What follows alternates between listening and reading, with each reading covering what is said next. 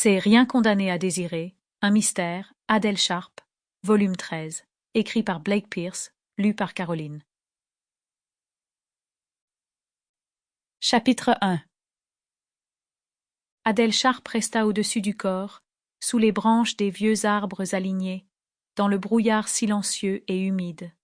Sa respiration faisait à présent de la buée dans l'air frais, se mélangeant au tourbillon opaque et humide environnant. La cascade goûtait à ses pieds, un son accusateur, un gargouillement, un chuchotement secret suivant le fil de l'eau, transportant des rumeurs à travers le reste du parc. Ses mains tremblaient le long de son corps.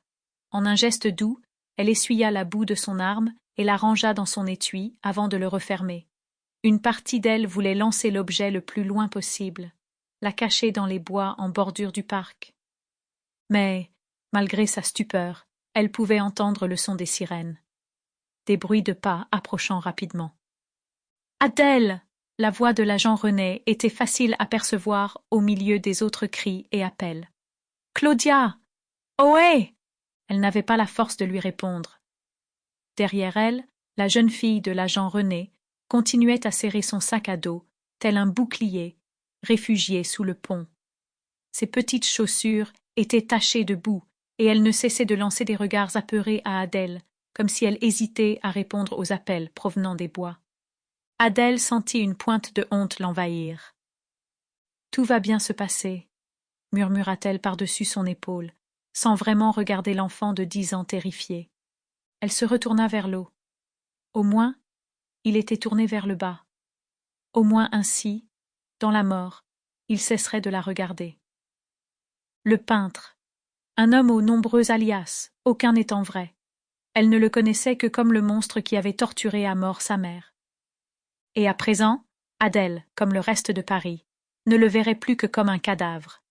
Les fines traînées de sang coulant de ses blessures aux jambes continuaient à colorer l'eau, emportée par le liquide agité. Sa main serrait toujours le couteau qu'il avait désespérément tenté de conserver.